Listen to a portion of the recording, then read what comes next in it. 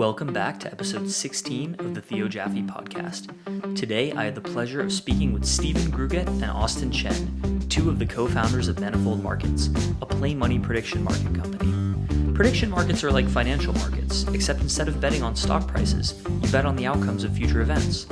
On Manifold, you can bet on markets created by other people or create your own on any topic you want. Manifold has all kinds of markets, from who will win the 2024 presidential election, to will AI destroy the world by 2030, to what will happen next in the manga One Piece. This is a very special episode of the podcast, my first in-person interviews done live at Manifest 2024, Manifold's annual conference. The first interview with Stephen goes in-depth on Manifold itself, the theory and practice of prediction markets, Manifold Love, and Stephen's background as a ginseng merchant. The second interview is with Austin. Austin recently left Manifold to start Manifund, a unique, fully transparent grant program. In our interview, we talk about Manifund, effective altruism, and the EA funding ecosystem. I had a great time at Manifest, and these interviews were some of the highlights for me. This is the Theo Jaffe podcast. Thank you for watching, and now here's Stephen Grugett and Austin Chen.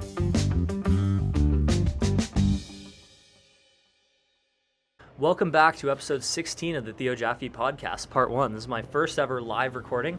We're here live at Manifest 2024, and I'm interviewing Stephen Grugett, the co-founder of Manifold, with a live audience.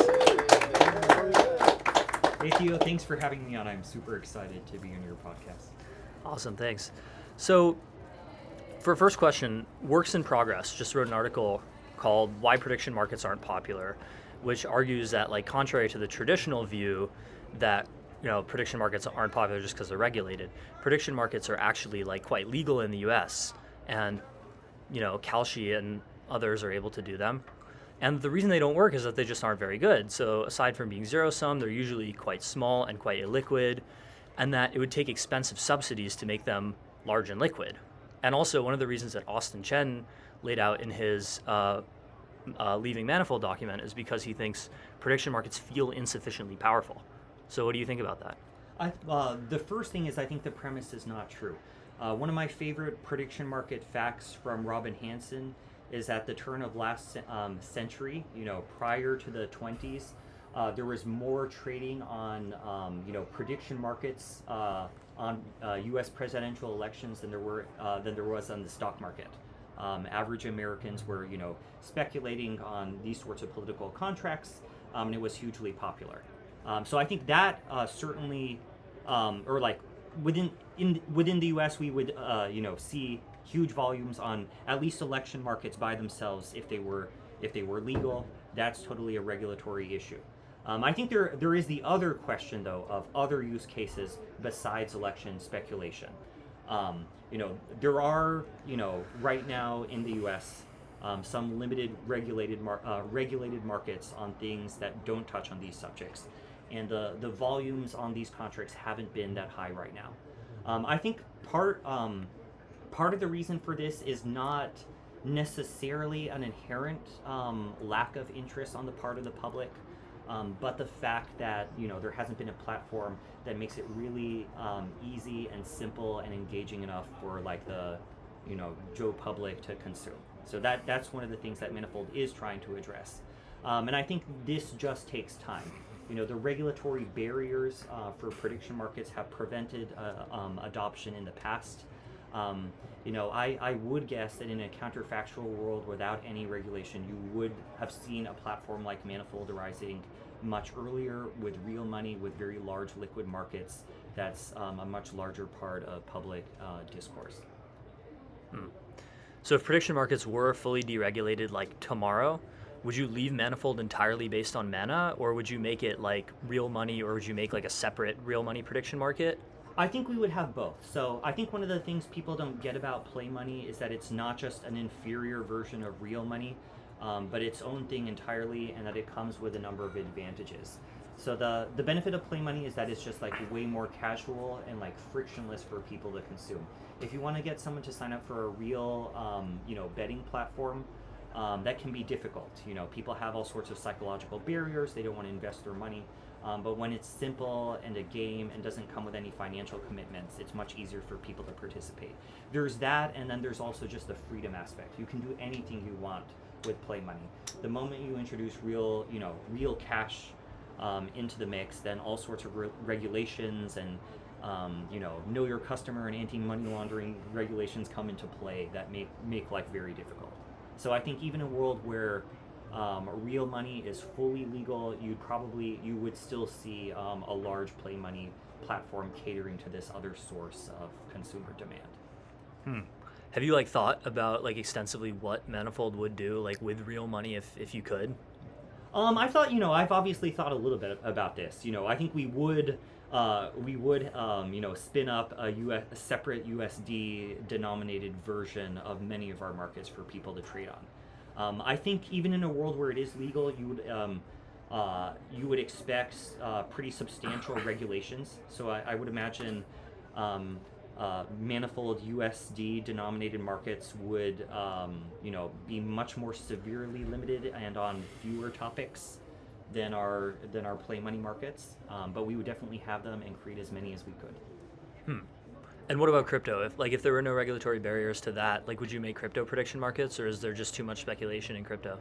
So crypto, in addition to having the same regulatory or being played by the same regulatory issues that all real money markets would be, has the additional burden of being much harder to use.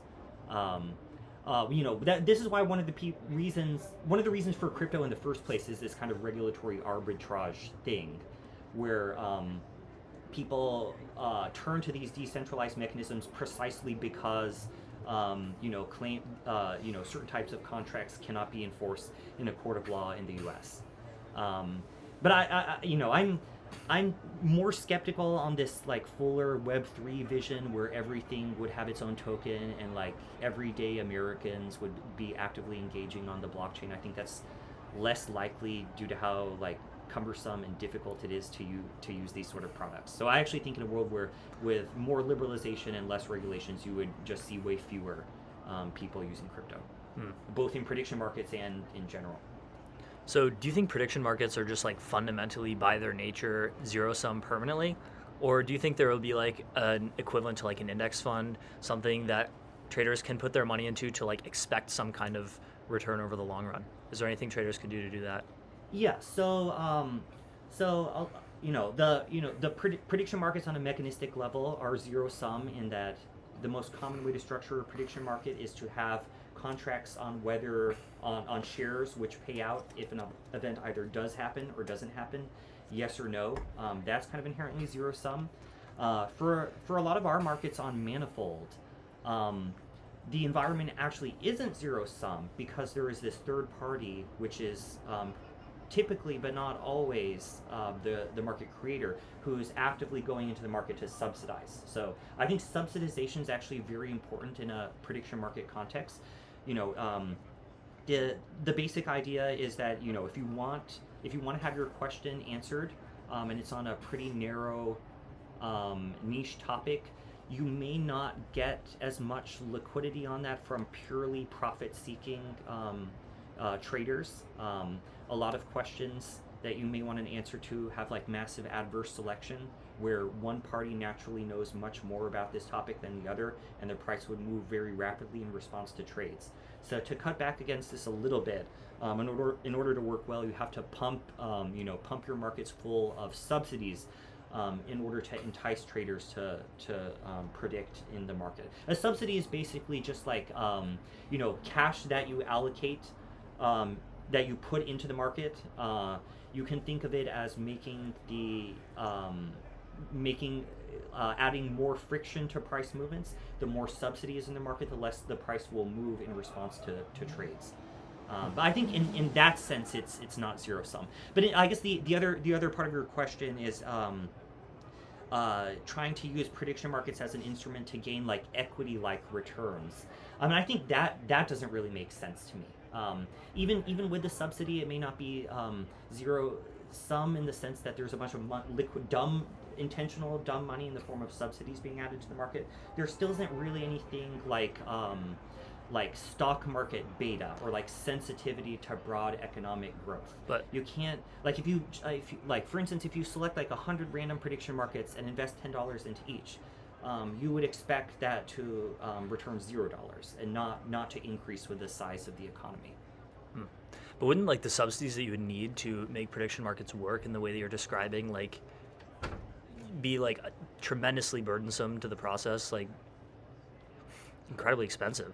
Not necessarily. So this is kind of one of the things that we found with Manifold. So we're a play money platform.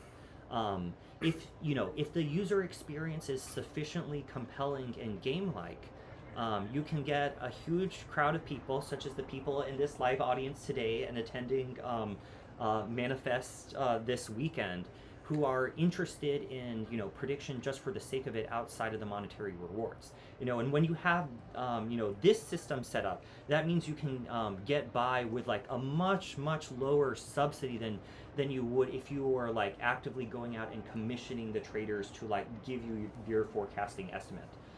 So I think this actually is one of the nice things about Manifold, is that you actually can like purchase information much more cheaply. The nature of the platform itself kind of elicits information out of traders at like a pretty low cost, much cheaper than you would be able to otherwise. So each subsidy dollar in turn can then like way more efficiently get you information than whatever the alternative is. Why did Manifold predict the 2022 midterm elections better than real money prediction markets like Polymarket and Predict It? Yeah, so this is interesting because I actually was on the other side of this trade. I actually thought during the midterms that Polymarket's numbers would be more accurate. So I bet a lot on the other side, and I lost a huge amount of mana because I was wrong. And now I've learned my lesson that Manifold's numbers are more accurate. I think honestly, this is kind of like an n=1 thing. I think people should be very wary in general of trying to judge the accuracy of any pundit, forecasting platform, tool, or anything on just like one election cycle. So one very simple story that you can tell about this is that like Polymarket had more Republicans and Manifold had more Democrats, and the Democrats won. So really we need to like repeat this over several election cycles with different parties winning in each in order to get a better sense of each platform's true calibration. Is there any existing data on which platforms have done the best on different elections, or is it just too recent? There haven't been enough elections. So it's not too recent, and there are also other even older academic prediction markets which have a track record behind them too. One of the first big prediction market experiments in the 20th century, after the post the progressive era in which they outlawed all of this stuff, was by the experiment conducted by the Iowa electronic markets in like the 80s and beyond, I believe. And at that time, they found that their markets were more accurate than both individual pundits and a bunch of different aggregates of pundits as well. And there's similar track records from the more recent prediction market attempts. I got my start on prediction markets with InTrade, which is defunct. They were an Irish prediction market platform. I remember trading on like the 2012 midterms, and I believe that their numbers were more accurate than pundits at the time. But there are a bunch of studies on this. You can there are actual answers to these questions. I don't have them off the top of my head. More recently though, what we found is that like Nate Silver and 538 have performed basically on par with prediction market and other forecasting platforms. I think that will change as prediction markets become more liquid and more people are trading on them. I do think in the limit case with tons of money being actively traded on these things, that prediction markets will be the very best mechanism and will have the best track records. But they're already pretty large and pretty liquid. Like there's I don't know about that. There's millions of dollars that are being traded on elections. Millions is not cool. What's cool? So you're telling me that these like thousands and thousands of traders, many of whom are like pretty smart, in aggregate can't beat Nate Silver, even though they have like financial interests in doing so? Yeah, I think a lot of it are like very well. The big thing, if you want the that you need to like guarantee that prediction markets can live up to their full potential is like institutional liquidity. You need Goldman Sachs and hedge funds in order to be able to be counterparties to all of these bets done by like retail traders on platforms like Polymarket, etc. And that does not appear to be in the works anytime soon, mostly because of regulation. I think it is true though. Having $100 million on the line should be very enticing to people. That is a lot of money even for very talented, wealthy individual traders. But there are still these structural barriers that prevent a lot of individual traders from participating in real money markets. And that accredited investor requirements and stuff. Well, or like the fact that you can't U.S. citizens legally can't participate in Polymarket. Many do. Many use VPNs to access these markets offshore. But the regulatory issue and the usability issues with crypto are a major barrier. Mm. So, for my podcast audience, I'm sure everyone in the Manifold audience knows this, but futarchy is a political system where you would base policies on prediction markets. And so, if you had the option to do so, would you replace our current political system with futarchy? That's a great question. Maybe this is a little bit heretical, but I've never actually been that on board with futarchy as a concept. So firstly, yeah, a tough crowd. I think the first thing is my view is that prediction markets are a tool, or it's kind of a category error to talk about it as a form of government. Governments are not just decision-making mechanisms; they're people who have particular values, who implement decisions. Even Robin Hanson often formulates this as bet on what will happen. Bet on values, not beliefs. Yeah, right? yeah. Vote on values, bet on beliefs. Yeah, vote on values, bet on beliefs. Yes. So even in this formulation, part of the governance formula, it has to include other stuff that isn't just the mechanism. So there's that aspect. But in terms of using prediction markets to totally replace all existing decision-making bodies, I'm more skeptical. I certainly think on the margin that governance quality would improve a lot if people actively were creating, subsidizing all sorts of questions on different policy impacts of various proposals. That would be a great thing.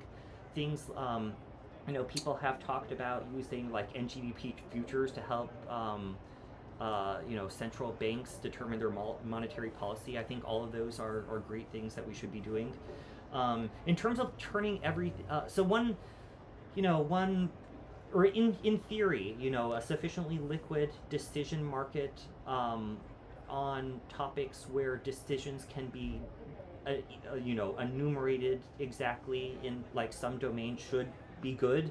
There shouldn't be any problems with that. If the market prices predicting what the outcome of various policy interventions would be are out of whack, then rational profit-seeking traders will come in and correct them, and the probability should be accurate. In reality, for a lot of, policymakers make a lot of decisions. A lot of decisions are about things in smaller markets where people don't really care about, but in which there are very strong vested interests. So if you're making some micro policy decision about shrimping rights off the coast of Maine, maybe the shrimpers will be willing to collude and place bets that other rational profit-seeking individuals wouldn't be quite motivated enough to do. That's one issue with futarchy. I think the other big issue, or that's a problem with the mechanism. Another big, I think the other problem with futarchy is it doesn't address the fundamental concept of the political, the real political question is who gets to create the markets, which are the important values that people actually care about that determine how we allocate the liquidity to subsidize the prediction markets to get the answer on. And even if we do move into a much more futarchical world, which I support, that won't solve that problem. Let me frame the question different. Let me frame the question differently. Do you think if the Bay Area governments were replaced entirely with a futarchy, would it lead to better outcomes? I think replacing the Bay Area government with anything would lead to better outcomes. So yes. I mean, clearly not anything, right? Replacing with Stalin wouldn't. I don't know. So for my podcast audience, Steven's brother, James Grugett, is one of the other co-founders of Manifold. So why do you have so much more mana than James? He has like 200,000. You have like over 1 million. So a lot of my mana comes from betting against James, which is interesting. So, in one of us was like guaranteed to win and have more money than the other. On what markets? I think that our biggest source of disagreement and one of my biggest sources of profits versus James is on the success of Manifold Love, which is our dating platform.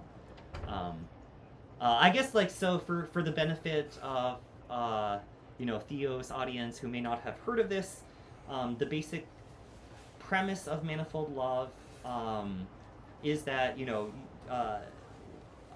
so it's in part an OkCupid clone where you can create your own public dating profile, and then the twist is that we have prediction markets on each of the people in this ecosystem for people to bet on who would be a good match with each other.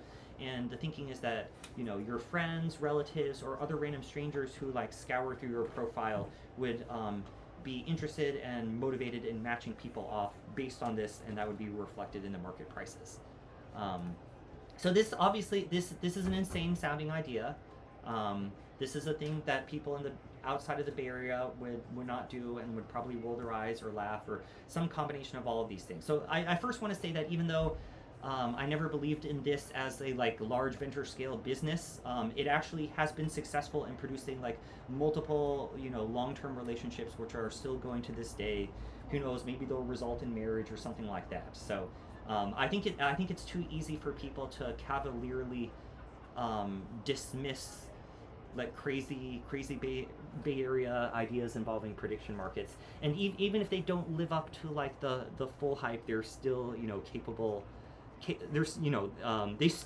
I feel like the premise of the Manifold Love actually was vindicated, but on a smaller scale. I think it can work in this community at Manifest in the Bay Area for like-minded individuals. Abroad, I still have my questions about how well it would be able to scale to the rest of the world. What are the fundamental limits? Just that not enough people know enough information about the couple to be able to make good decisions? I think they'd be very small markets necessarily, right? Well, I think a lot of people are just first a lot of people are put off by the concept of public profiles. This is actually a huge barrier. I think it's not necessary for everyone to be on board with the premise of the app for the app to still succeed. Many people really despise and hate dating apps, and yet those are a big thing. When dating apps were first introduced, they were seen as really weird and gross and disgusting, and only the worst part of society would use them. But since they were so useful, adoption has gradually increased. And the bull case for Manifold Love is something like this story, that even though it sounds really weird, some people have told me it's repulsive, that over time, that would fade and the benefits would become more apparent. I'm just not convinced, though. I think too large, a chunk of society just really doesn't want to have public profiles with people betting on them. So speaking of Manifold Love, you did a related, I don't even know what to call it, part game show, part live musical, called Bet on Love. So how did you get the idea for this? How did this come about? What's the backstory? What was the idea behind it? Yeah. So I think it's interesting. Both Manifold Love, our dating site, and the idea for Bet on Love essentially grew out of the last Manifest, our first conference here. In particular, we noticed that a lot of the markets that people seem to have the most fun betting on were relationship or romance related things, many of which involved Ayla, and you can look those markets up yourself on Manifold. And we were trying to think about how we could capture that energy and use it to drive more engagement. So obviously the natural thing to do is to have a surrealist prediction market dating show musical with Ayla as the star bachelorette. The show actually, my original vision was actually much more limited. So originally I was planning on just doing this really small scale, very low budget indie event where it might even be at at the same venue that Manifest is happening out in a courtyard, and we just stream it on one webcam. After I explained my idea for a prediction market dating show featuring Ayla to one of my friends, they told me that in fact Vibecamp had actually done a prediction market dating show featuring Ayla, and that I could watch the footage of this video, or watch the footage of the recording. So I did, and I was super impressed by the theater company that put it on, and I knew immediately after I watched this that we needed to hire them and get Manifold involved in some capacity, and that tying their theatrical and musical genius to betting on markets could be a product which is super compelling to people. I really like Bet on Love. It was very entertaining. Very interesting, especially. I guess I do have to say this is pretty polarizing as well. So I think you, the audience, will enjoy Bet on Love if you like musical theater, if you are really into niche nerd humor and you like dating shows. If you love all three of those things, you're absolutely going to love this. If you love one of those things a lot, you'll probably love it. If you love zero of these things, you probably will not love it. Well, I don't particularly love that. I don't love musical theater except for Hamilton, and I definitely don't like dating shows. They're boring. But there was something about Manifold Love. Okay, maybe it was just example. yeah. Maybe it was just the specific type of guy who was in it. I don't think it would work with most normal people. It wouldn't have it wouldn't have the same charm to it. So Manifold has a calibration chart at manifold.market/calibration that shows whether events happened as often as they predicted. And if you go to that chart, you'll see a bunch of dots and a diagonal line, and all of the dots are below the diagonal line, which suggests that events happen less commonly than they were predicted to at all data points. So why are the traders just overconfident? Yes. So the interesting thing about this is that you might naively think you could just write a bot to bid the contracts up, and that you would make money. But the reason why things like this can persist is that's harder to do than you think. The moment you introduce yes bot that bets yes on everything, people will see that your bot always bets yes on things and will bet against you. Or will exploit you. They'll bid the price up higher than what the true price should be, and then you'll be stuck holding the bag with your worthless yes shares. Has anyone tried making YesBot? Yeah, they have.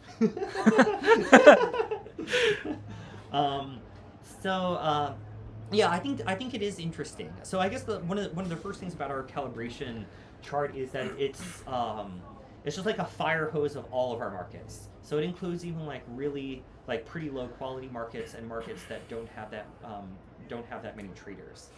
I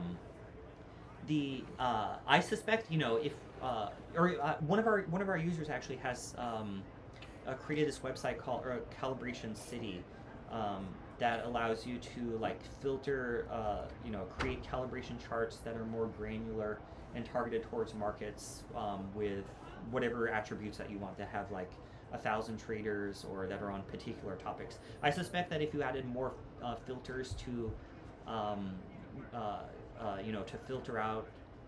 filter for higher quality markets, that a lot of this effect would go away. But it still remains to be seen. Or I don't know. I think the brute fact, even for our lower quality markets, that they have this pattern is surprising to me. I wouldn't. A priori, I think I wouldn't even have been able to predict the sign of whether our markets would be over or under confident. I don't really know. That's the true answer. I don't really know why this effect exists and if or how long it will persist. But in general, when you find things, YesBot is not going to work as a strategy.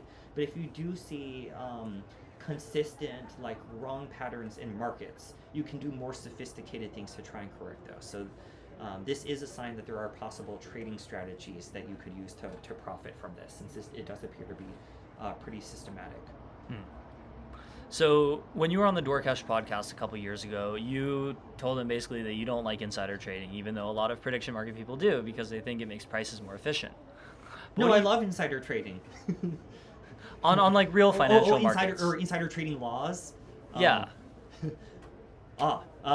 Yeah. So the classic libertarian story is that like insider trading laws are bad because markets are about information and giving good prices to the public first and foremost, and that when you remove restrictions on who can trade, it makes the prices more reflective of reality and more efficient. So I think that's like a pretty good argument. The counter argument is more of like a fairness argument. It's like it's not fair for corporate officers to be able to make so much money doing things which are relatively dumb, of having access to like earnings reports beforehand before the general public, or more maliciously, it's bad that they have an incentive to try and sabotage the company or other things, etc. I think those are very real concerns, and probably the ideal legislation would do something to limit that in some fashion.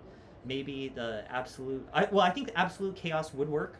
That would result in a society which is functional. It may be better in some ways than a more restrictive legal climate, but it probably also isn't the absolute best regulatory regime. So what do you think about other forms of, suspicious market activity that isn't exactly insider trading or fraud? Like, for example, what Roaring Kitty is doing right now with GameStop, where he's somehow memeing the stock up like multiple billions of dollars in market cap. Should the SEC do anything about that? I think probably not. So I think in general, whenever there's like ambiguity about the harms of particular actions, as a good general principle, it's good to not have litigation or regulations there. The world is very chaotic. If the outcome is not certain, it doesn't really make sense to get lawyers involved. Or really, when you do add regulation on this, the only parties who actually win are lawyers, because then there's increased litigation. Society doesn't really benefit anyway because it's kind of ambiguous. There are benefits on both sides. It just doesn't matter from a societal perspective. I think the government, financial regulation should be limited to more severe harms which everyone can recognize and which are dealt with in an easier fashion. Do you think it's easier or harder to, in the long term, do well on Manifold versus actual financial markets? Because you might think it would be easier because they're less efficient, but you might also think it would be harder because they're more zero sum and you can't just buy the S&P 500. Yeah, that's a good question. So again, we have like the subsidizer dynamic where people are putting up huge amounts of cash because they want to have their question answered. So as long as subsidizers are an important part of the ecosystem, insofar as that's true, that makes it easier for people to earn money because the subsidizer is just like paying you to do that. They're not paying you in the same way to trade GameStop stock. There isn't someone naturally tossing a bunch of money into that outside of other retail investors. I mean, they kind of are paying you like lots of money to trade. Okay, sure. Yeah. So at the beginning of the interview, you talked about how one of the reasons prediction markets are more popular is just because like a lot of them are like kind of hard to use. So what do you think are like the good elements of a prediction market user interface that will make people actually want to use it? Yeah, I feel simplicity is key everywhere. So, a big mistake other platforms and forecasting, other forecasting platforms have made is just like making it too complicated, having too many different market types, having too many order types, showing too much information on the screen, etc. The simplest consumer apps are things like Robinhood, where they like strip away all of the extraneous content and just have you focus on a few key numbers and make it like super obvious like which user flows you want to go down. I guess in the case of Manifold, one of the flows that we've tried to optimize for is like market creation. We try to make it really easy. Part of doing that is having it all fit onto like one screen. We don't have like a multi-page setup. We really try to keep that pretty minimal. The other aspect of that is we've tried to like standardize market terms. So one of the first, when we launched Manifold, when you created a market, we allowed you to set the initial probability and choose the exact amount of subsidy to provide in the marketplace, among other things. And the model we've moved towards now is where the market automatically starts at 50%, and we standardize on certain liquidity tiers. And that's just to make it much easier so you don't have to think about what you want to do when you create a market. Like the lowest tier markets on Manifold all cost the same thing. You don't need to think about that. If you want to subsidize them more, we've recently introduced a market tiers feature, which have liquidity at different levels, and you can just choose among these discrete options, and that eliminates, a lot of the paralysis that comes from having too many different options available. So why should people trust market makers? Like, what if they resolve markets incorrectly on purpose? Yeah, so I think the big thing is just like reputation. One of the nice things about our platform is, not only do traders accrue a reputation for trading well on the platform, but market creators do as well. The better market creators not only resolve markets fairly and quickly, but they also do a better job of like anticipating edge cases and having really well thought out resolution criteria, which is kind of a skill. So it's not just like not being a scammer. There's also an art in crafting markets such that the entire process is smooth and unambiguous. And our view is that like over time, like the market itself will, select for creators who are better at doing that. We internally at Manifold will promote their markets more versus other markets with worse criteria. What do you think about derivatives on prediction markets? Is that like a thing that needs to exist? So, or like prediction markets themselves are a kind of derivative contract on information or sometimes other real world financial assets too. I have a prediction market on stock market values or things like that. This is interesting. Actually, one of the, since I feel like Manifold's user base now is like pretty high caliber. I feel like immediately after we launched Manifold, we kind of blitzed through like all different sorts of like random derivatives on Manifold, which weren't really that useful directly, but were really cool demonstrations of different things that you could do. So we had immediately users created, leverage prediction markets where you would do things like you would resolve NA and return money most of the time, but in like some world you choose like 1% of the time the market will resolve, with 100 times more or something, or give you 100 times the payout, something like that. We experimented with like volatility, using other prediction markets as like volatility swaps on other prediction markets, where you can do that in a few ways. By the simplest one is like saying like, will this prediction market trade outside of this range within this particular date? That's a way you can extract volatility as a separate signal. There are a bunch of other stuff as well. I'm not sure. I feel like eventually those will be useful. For the biggest prediction markets, on things where people are putting up huge amounts of money and like want to hedge their risk, eventually those types of things will be useful. If you created a $5 market with your friends, like betting on who's going to win like the next game of pickleball, maybe it's not so useful. So on your LinkedIn, you have wow, someone was looking at my LinkedIn. Yeah, it's called prepping for a podcast. You gotta cover all your bases. So it says you used to be the founder of Rare Root, an online ginseng marketplace. I was like, wow. So can you tell us a little more about that? Like how you got the idea, like why ginseng, why you moved on? Wow, I was not expecting to be grilled about my past as a former humble ginseng merchant. So this is a very, very long backstory. So the first commercial vessel to ever set sail from America to China was loaded with several tons of American ginseng.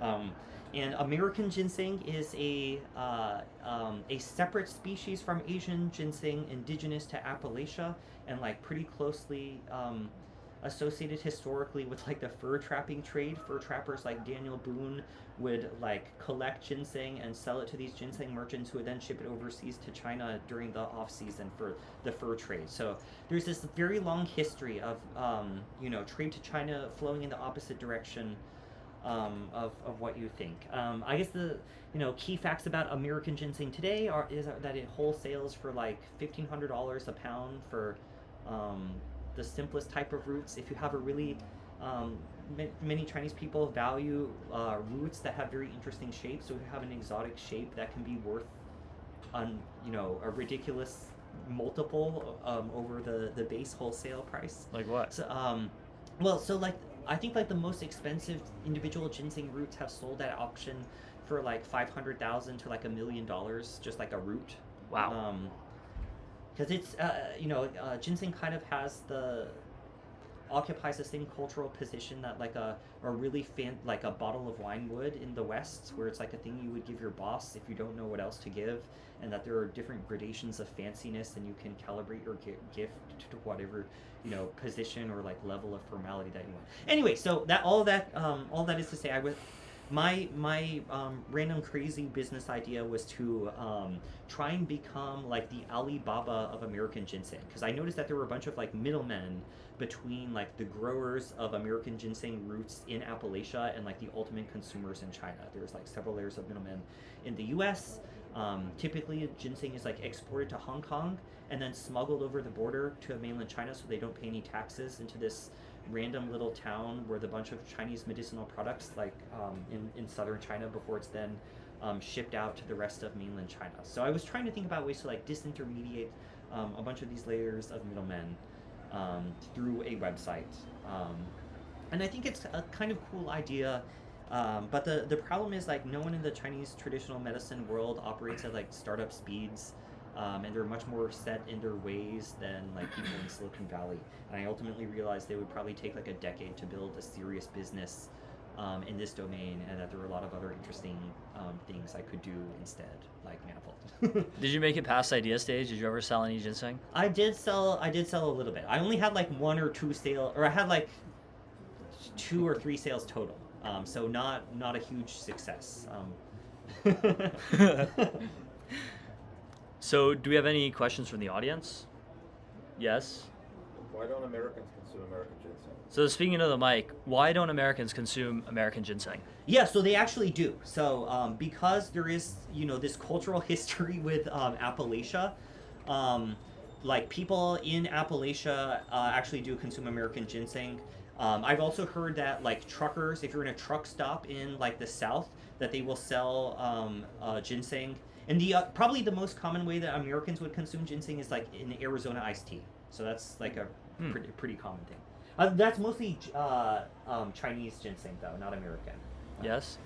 I was wondering, what are your views on cancel culture and prediction markets? And then a specific question, if I may, what is Manifold's policy on the whole Richard Hanania controversy? So views on cancel culture and prediction markets, and specifically views on the Richard Hanania controversy. Trying to get me canceled. Cancel culture is bad. Canceling people is bad. If you want to help people, then you try to help them improve their views. And if they believe dumb, bad, or evil things, then you try and help them have better views. My view is that prediction markets can play an important role in getting people who believe dumb or bad things to believe better things. One of the, many reasons people believe dumb or bad things is because they are misinformed and don't understand how the world works. When you can present better calibrated picture of how the world works, that provides feedback into people's, political beliefs and, can help people improve and hold better beliefs. So I think that is the role that prediction markets in general play in the discourse. I think it's a very good and healthy one. Prediction markets aren't about normative questions, though. A prediction market will not tell you whether things are right or wrong. It will tell you whether people believe things are right or wrong, or will believe them at some future date, but it's not going to address those questions directly. With regard to like Manifold's moderation policy, in general, part of the reason that we were able to come up with Manifold is that we had like tremendous faith in like random internet strangers to mostly do the right thing. The idea that users could create or resolve their own markets is a pretty counterintuitive idea. When we were first pitching this to people and talking about this idea before we had even launched Manifold, nearly everyone except for Scott Alexander thought it was a terrible idea. So you have to have at least this sort of like small L libertarian streak to go down the path to build the platform that we built. And I think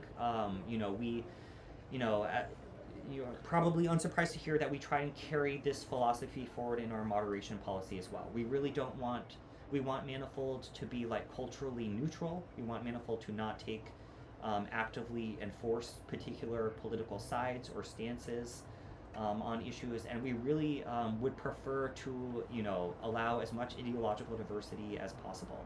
I kind of think it's a bad thing that social media platforms, of which Manifold is one, I think it's bad for them to impose any particular narratives. So basically, we're trying to operate as close, to a free environment for any political persuasion as we can within the limits set out by the law and other structural factors that we face as a business.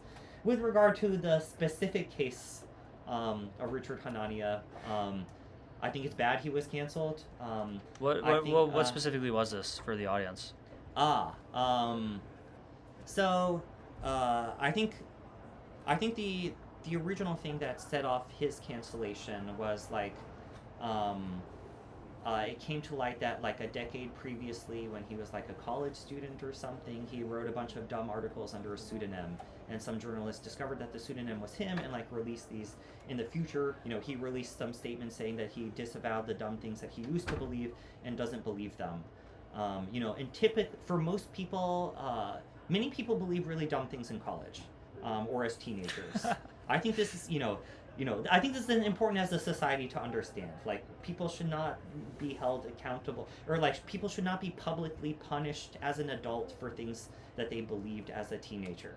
I think it would be very bad for platforms like Manifold to, take a strong stance against content like that. Do you have any more audience questions? Yes? Why aren't there more institutional types in the market? You mentioned before, you think that would improve the market. Why aren't there more institutional types in the market? So I think this is a great question. A lot of it is actually just regulation. So if you're an investor and you invest in a regulated exchange and you lose money, that's understandable. If you're investing your limited partners' money in some exotic financial instrument that's unregulated or is offshore, etc., if you lose money, you're going to get sued.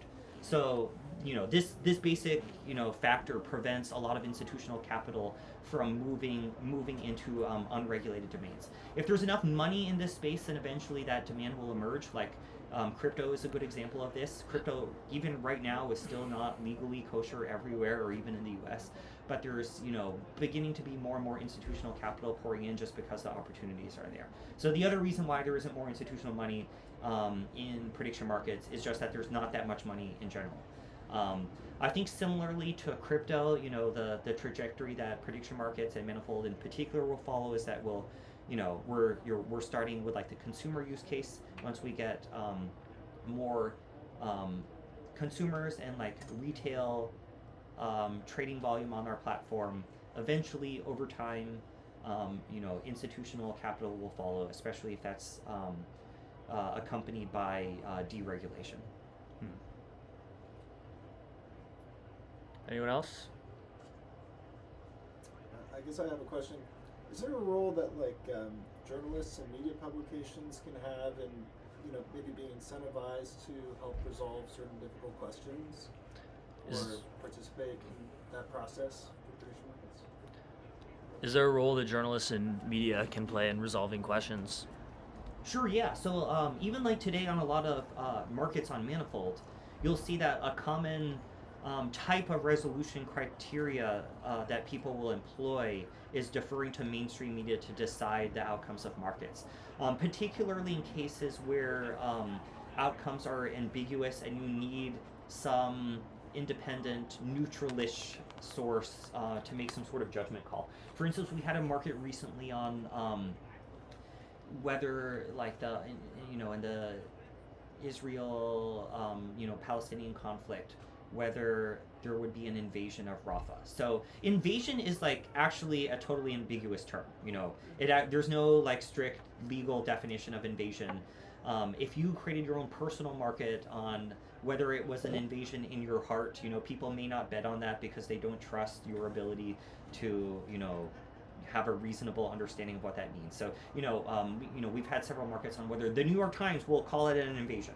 That's a good way to operationalize this really difficult fuzzy claim. So, a lot of the work is doing things like that. A lot is, another type of pattern that people look for is for like a general media consensus on something, which is usually an indication of fact. In cases where, or U.S. presidential elections typically are not disputed, but the last one kind of was, and perhaps other ones will be in the future. And in a politically, tumultuous time, being able to like enumerate like a list of different journalistic bodies and say like, if most of them say this, then we're going to resolve according to that. That provides a reasonable standard and baseline. So. All right, I think we have time for one more. Yes? I mean, is there any role for sweepstakes other than regulatory arbitrage? Is there any role for sweepstakes other than regulatory arbitrage? Yeah. So in American law, what makes something a sweepstakes is this concept of alternative method of entry, which means you have to be able to enter into the sweepstakes without paying. If you have to pay to participate in a contest to win a prize, then it's not a sweepstakes. If we go by the broader spirit of sweepstakes, the key thing that makes them good and fun relative to other types of mechanisms is that it allows free play. So, as I mentioned earlier, even in a world where there are totally deregulated real money prediction markets, I think we do want this space of play money prediction markets where anyone can participate. And insofar as sweepstakes are a way of achieving this, then I think they're good and will continue and persist into the future. All right. Well, I think that's all the time we have. So thank you so much, Stephen Grugett, for coming here and doing this live interview with me at Manifest. Everyone go check out Manifold Markets at manifold.markets. And yeah, I think this was great. Yeah, thank you so much for having me. Yeah.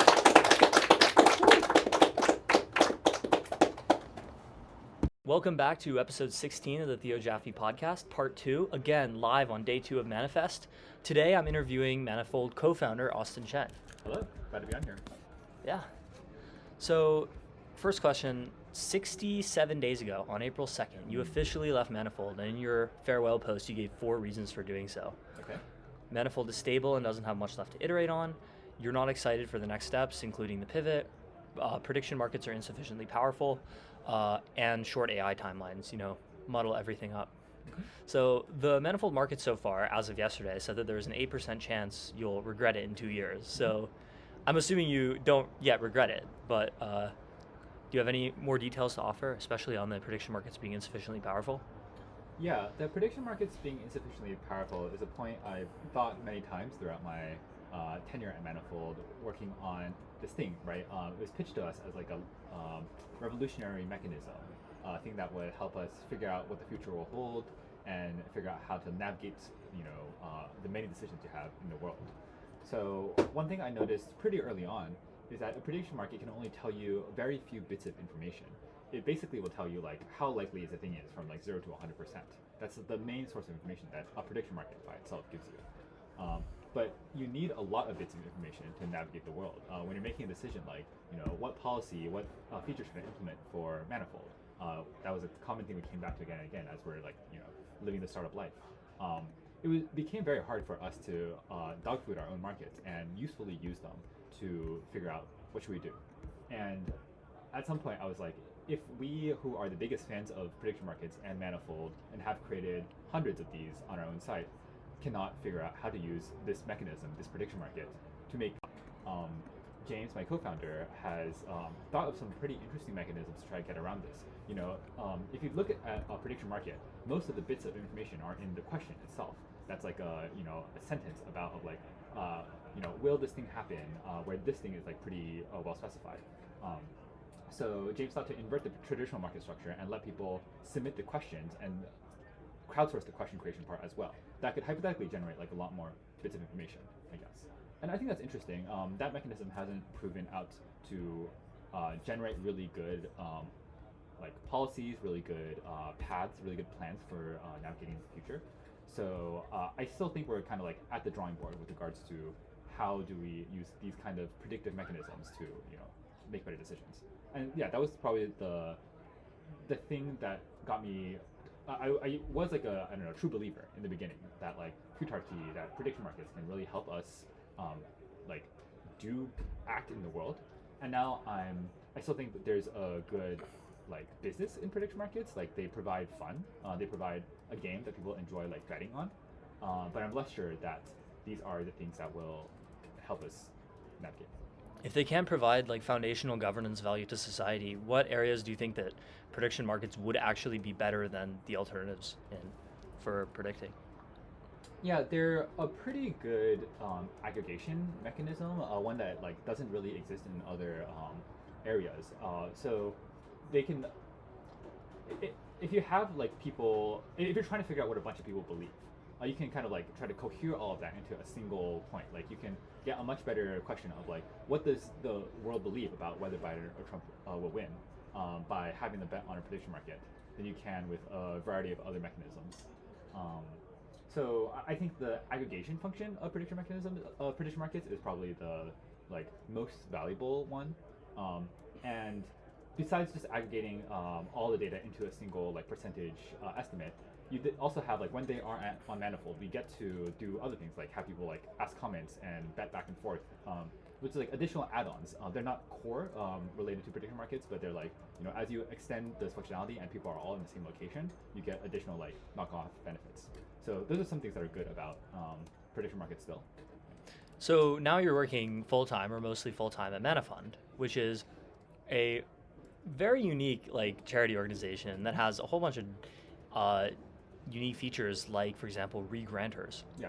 So you have people who you entrust a budget to let them donate money. That's right. So how did you make some of the design decisions behind Manifund? A lot of them were based on my own experience as a grantee in the EA ecosystem. So I've received some grants from the Long-Term Future Fund, for example, who can give like a pretty small grant, and the Survival and Flourishing Fund, which can give like a pretty big grant. I noticed a bunch of shortcomings. For example, they tend to not give you very much other feedback rather than like, did you get the grant, did you not get the grant? There's not a lot of other data points to look at. You don't have a sense of what kind of grants they're actually looking for. Most of these have what are called open grant databases, but it's really just like a single sentence, or maybe just the place where the grant went and how much money it was. It doesn't tell you like what was in the application, or what are the decision processes behind why the grantor decided to pay out to the grantee. So those are things that I wanted to fix with Manifund. On regranting specifically, regranting was a mechanism that was like really popularized by the FTX Future Fund, and now the FTX name is kind of like has been like tarnished, dragged through mud, I would say. It was good for its time. I remember the FTX glory days when he was on Nas Daily and Dorkesh podcast and all that. Yeah, and I am maybe the last like SBF fanboy. I'm still like a diehard. I guess like your idols like die very slowly. Yeah. SBF did nothing wrong. SBF did nothing wrong. No, but I wanted to separate out actually the Future Fund from FTX itself, because one kind of like massive unfortunate shortcoming was that they tried to tie these two things together. Future Fund, I was pretty close with a lot of people running it, like Leopold Aschenbrenner, Abtal Balwitz, and I've spoken to some of the other people involved as well. They were just really, really like good people, good both in the like competent sense, but also in the like virtuous, like trying to do good things for the world sense. Well, one small example, like on their regranting program, they made the decision to not announce who the regrantors were in public, because they didn't want this thing becoming like a weird status badge, like that would kind of change the dynamics of the EA ecosystem. They were like, we don't want to be seen as the ones awarding like status in the community. So I thought that was like one small example of a decision they made like very thoughtfully. Anyways, the Future Fund did a lot of really cool things. One cool thing they did was the regranting program, where people were just empowered to have individual budgets of something ranging from like the hundreds to the millions, hundreds of thousands to the millions of dollars, where they could more or less make a decision on a grant without having to get like external approval from committees or things like that. I think Future Fund would just do a safety check, but then the regrantor basically had full discretion of how to spend the funds. And this is actually a kind of thing that's very rare in the entire grant-making ecosystem. Most of the time, people think like, oh, if you have to give out money, you have to kind of do it like with the process. You have to do it very carefully. You have to like have like written up concrete justifications for why this grant is being given to be accountable. And Future Fund was like, no, let's throw this out the window. Let's just like let people give out money. Let's do it really quickly. We're gonna try to put an emphasis on getting money out the door very quickly. I think these were all really great things, things that I had suffered a lot when I was a grantee and really wanted to promote. So Future Fund collapsed, but then at some point later, one of the people involved in the Future Fund put me in contact with one of the donors and was like, hey, we think the regranting program is still really good. Even though FTX isn't around, we might still open when the fund is. So then this anonymous donor gave us $1.5 million last year and $1.5 more million this year to distribute to ASFT regrantors. And they are making a lot of the grants in Manifund right now. So how do you choose regrantors, and how similar are good regrantors or philanthropists to good investors? Yeah, we actually didn't choose a regrantors in this case. Manifund views our role as more of like a platform, like a neutral platform.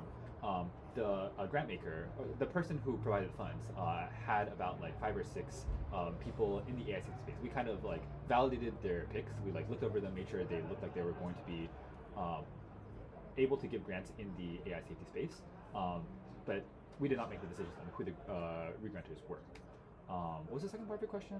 How similar are good investors to good philanthropists? None of our regrantors are, I think, like investors. All of them like work in AI safety basically full time. You can see the list, but there are people like Leopold, Nanda, Yeah, I saw. Kid. Yeah, Very impressive list.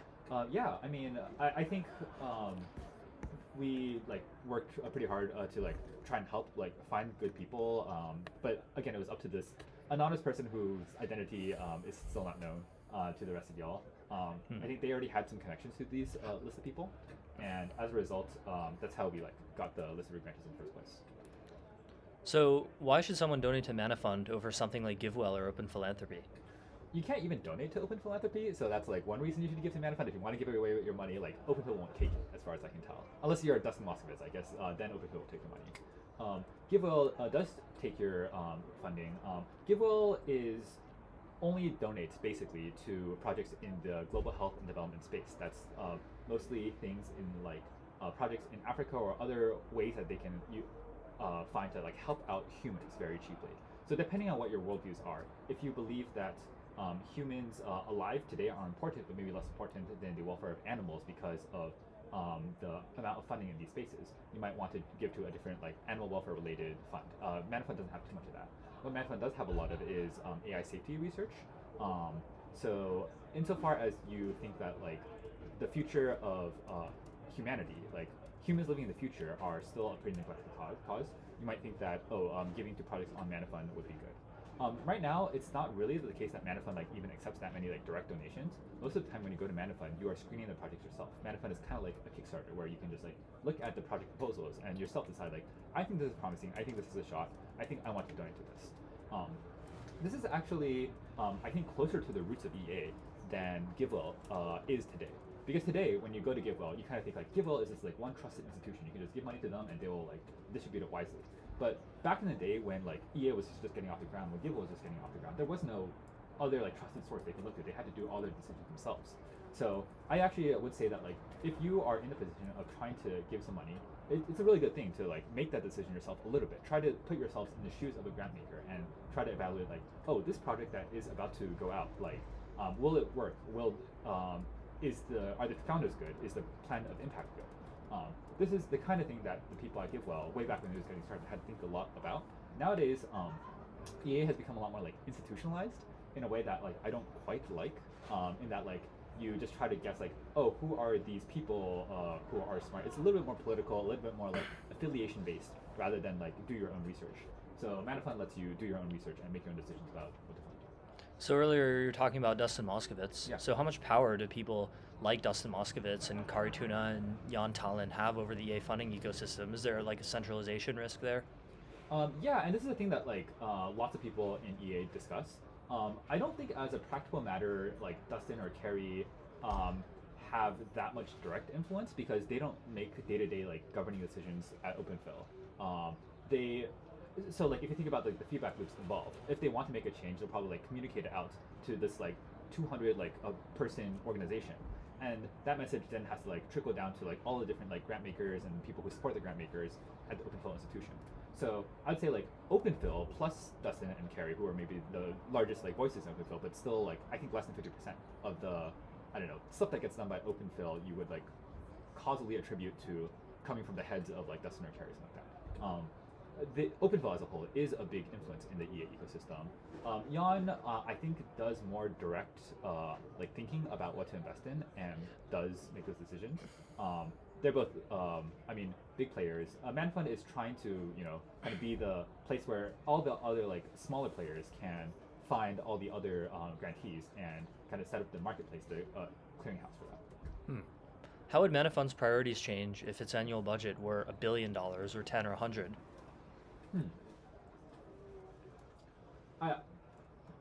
I like to think that I often think of Manifund just as like future fund running the same like Future Fund 2? Yeah, future fund, the future fund is the thing I've thought of before. Yeah. I think their playbook looked pretty good. Their explicit first year was trying to run a bunch of experiments on different ways you could distribute funding in large amounts. That's why they were excited about the regrantor program. It differs from the OpenPhil classic. You have program officers at OpenPhil who are just in charge of large budgets and make decisions like relatively slowly. So Future Fund wanted to try a different approach with like, we'll just like scale it out by having like maybe like 100 different like regrantors with small budgets who could just like make decisions very, very quickly. That's the kind of testing that Future Fund did. That's the kind of testing I would do. I mean, I'm pretty excited by something like impact certificates, which is kind of like trying to set up a venture ecosystem for charity or effective altruism grants. So that's the first thing that I would try out, but I'm not like so committed to it. I think the meta strategy is like try lots of things and see which ones work and scale them up. And the first obvious level thing I would try would be impact certificates. So how did Manifest manage to get such a high density of like smart and interesting people and internet celebrities? Like you'd think it would just be selection plus being in the Bay Area, but like very few other places and gatherings are like this. So why Manifest specifically? I think what you might not see is the amount of time that like our team, mostly me and Saul, have put into just like sending out invites. We like have this like CRM of like 200, maybe 300 different people who we thought would be like really awesome speakers. And we just spend a bunch of time just writing like individual emails to all of them. So some of it is like taste in that like basically Manifest is a gathering of like a lot of the people who I think are like the best writers, the most interesting like thinkers in the world. And I've like tried to invite them and try to position, like put myself in their shoes and think like what would make a good event for them? Well, why would they be excited to come and pitch it to them? That often involves like calling out a few of the other names. Name dropping, I guess, a little bit, which I don't feel that great about necessarily, but I think it's like still like a core human thing. Like the first thing you think about when you're going to a party is like, who else will come to this party? Who else do I know at this party? So I try to like highlight that for the speakers who I invite. So that's a big part of it, just like the like manual work of like spending 15 minutes per person sitting down to write an email from scratch to invite them to come to this event that we're putting on. I think like two other things that are working in our favor. One is that we ran Manifest last year and it was like a really good event, and that just leads to like word of mouth growth, more or less. People like tell their friends, hey, like Manifest was like a great event, and like that is so like valuable. The like virality of like having created a good product.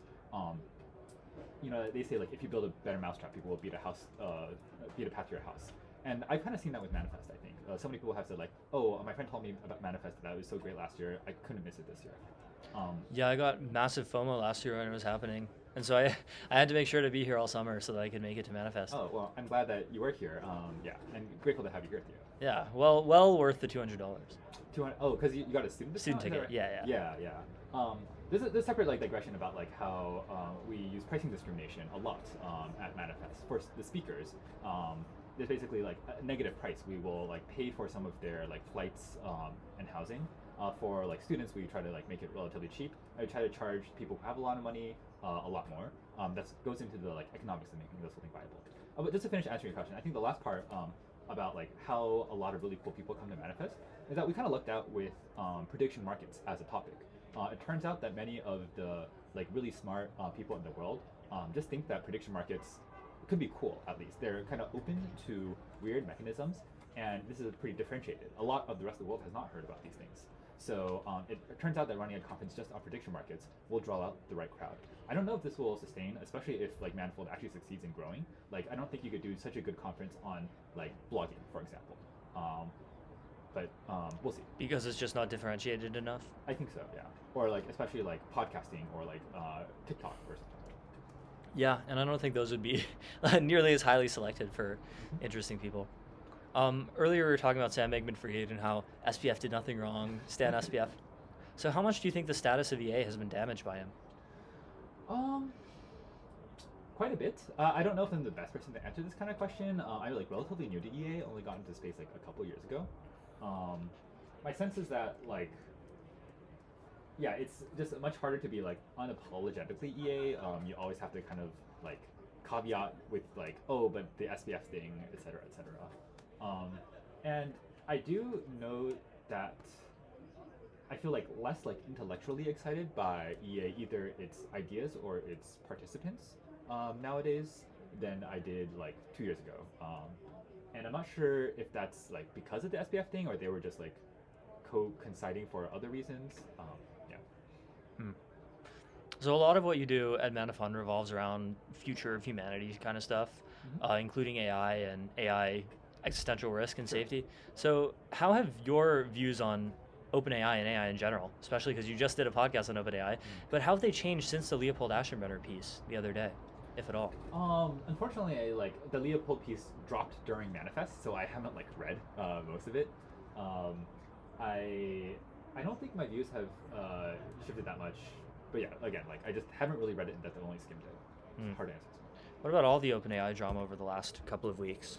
Yeah, you wrote on the podcast page like a specific note about like, oh, this was written before, like this and this and this and this. Yeah, I am maybe an apologist for Sams everywhere, not just Sam Bankman-Fried, but also Sam Altman in this case. I kind of maybe because I've like spent some time in the role of somebody similar to SBF or Sam Altman as like an executive of like a startup that was like growing and had to make like decisions. I kind of see like reasons why things that look bad in hindsight, such as the like massive fraud of Sam Bankman-Fried or the like NDA thing with Sam Altman, weren't really that attributable to the leaders. With the fraud thing, I think I was probably wrong at the time. I now put a lot more like weight on the fact that like SBF like knew what was going on and that was bad. So I made a couple there. But with the Sam Altman thing, I'd say like with the NDAs, like you as an executive, there's so many things that you're like trying to like do all at the same time. You often don't have that much time to go into the details for each one. You don't know in advance that like, oh, this NDA thing is going to be bad or good, it's going to blow up. You make like 100 of these small decisions every single day. So it's not that surprising to me that this kind of thing would like slip past Sam's radar.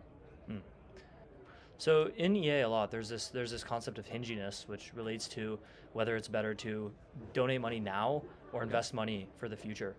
So do you think this decade has like greater hinginess than other decades? So like will money donated now, if it's a pivotal moment in AI or something, have more of an impact than other times? I tend to think so. But I also have like kind of direct financial incentives that would lead me to think so, which is roughly that like on Manifund we take like a 5% transaction like fee of donations that happen, so it would be like better for the Manifund budget if a lot more people donated now as opposed to wait like a few years, something like that. So yeah, it is not a topic that I thought like that deeply on. As far as we can tell, like we get like funding and we're pretty much given the mandate to spend this funding within like a year or so. So the question of like higher level portfolio allocation, should you try and like save up more to donate in the future versus not, is not a thing I've spent a lot of time on.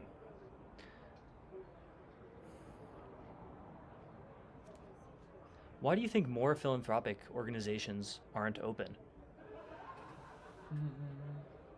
Especially the ones that have open in their name, maybe open philanthropy.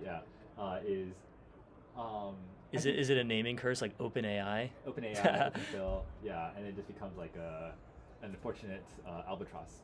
No, I think being open is.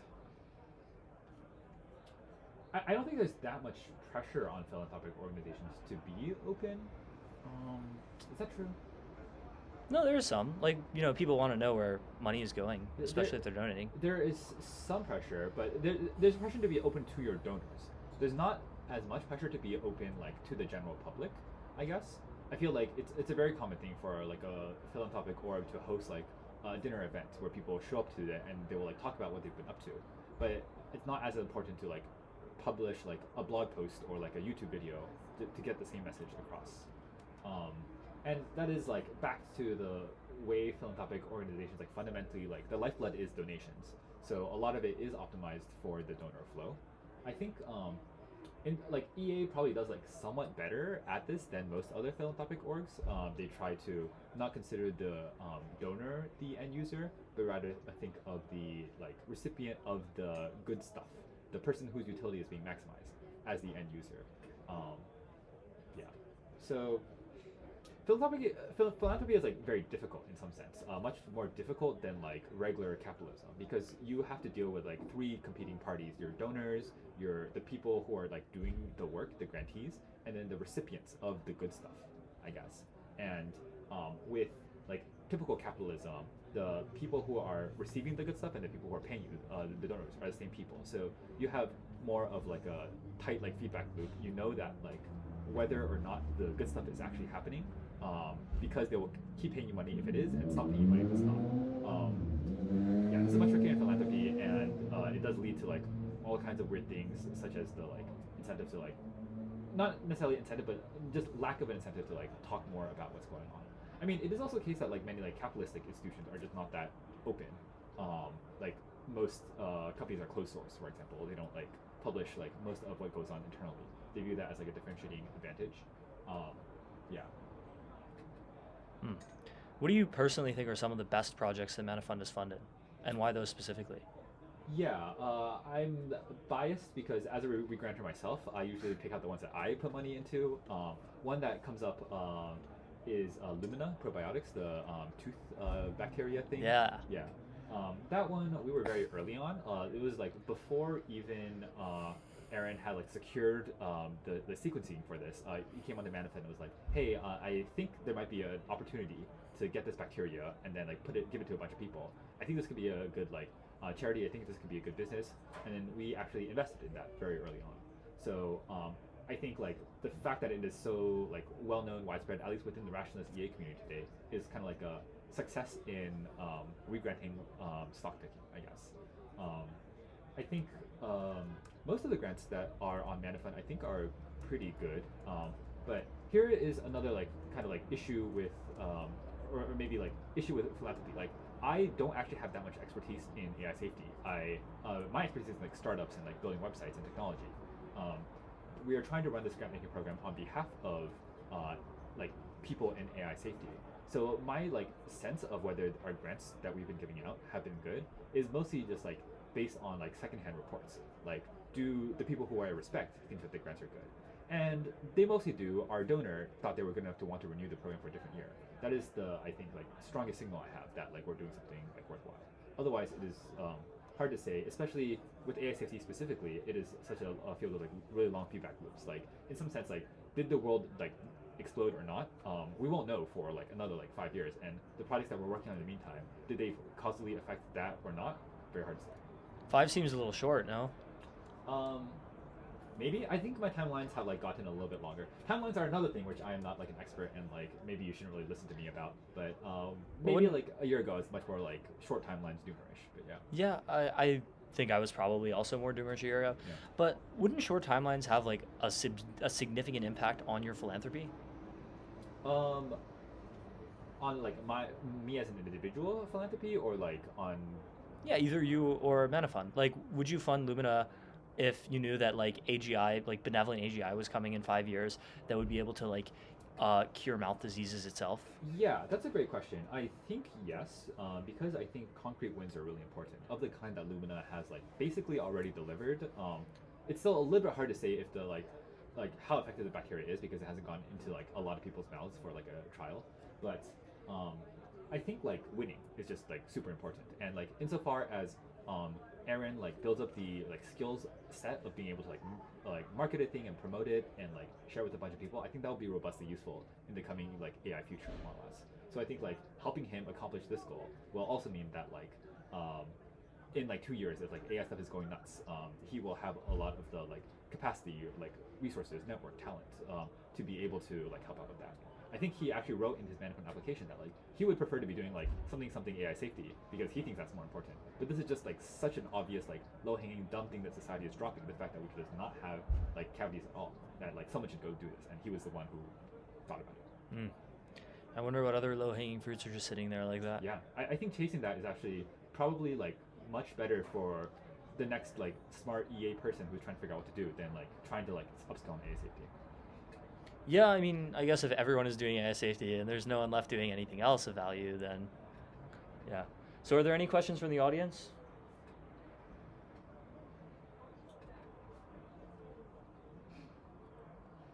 Yeah? I would say, having just observed Manifold and Manifund and all that, I think a lot of your success, from what I can tell from the outside, is just that you guys execute really fast and you guys just move really quickly. And what have you learned? I guess a two-part question. I mean, how do you think that you guys got off the ground and were able to execute so quickly? And then what have you learned in the process as you've iterated, just taking action as an entrepreneur? So I'll repeat the question into the mic just so everyone can hear it. Basically, Manifold has been really successful by moving fast. So how has that like impacted stuff basically? Yeah, it's kind of interesting. I don't even really think of Manifold as moving fast. I just think of like most other software orgs as moving slowly for some like hard to describe reason. I think we picked some like really good like winners with regards to the technology early on. Like we started with Next.js, we started with Firebase. These were both tools that helped us iterate very, very quickly. We happened to be like have a fair amount of skill in these before starting Manifold. I had been working on like online board game for a long time before this. James and Steven had been working on another kind of like React site before this. So we came into this with experience launching websites and launching startups. I think that like helped us with like a very high like development velocity. I do think that like software is just not that like fundamentally difficult. It is a field where you can like iterate very quickly, and we just kind of like leverage that a lot. So that's on the building side. Then there's also like the feedback loop side. We just like took the like YC advice of like talk to users to heart. We have like a Discord channel and Discord server where like basically a lot of our power users hang out. They talk to us whenever something goes wrong. We will like find out about it very quickly, or we can ask them about things all the time. The Manifold site itself is also another way where people can like kind of talk to us, because this is like a particular nature of building a social network. We're just on it all the time, and just by like being on the social like Manifold site, people can create prediction markets about Manifold. A lot of this was like how we got to very fast iteration early on. Just knowing that it's possible, I guess like doing things that you have familiarity with, that's all helped with the execution. Yeah, just ship, bro. The ship, yeah. Yeah. I do have to head off. All right. Right around now. Yeah. Yeah. Well, thank you so much for coming on the show. Thank you so much, Theo. Yeah.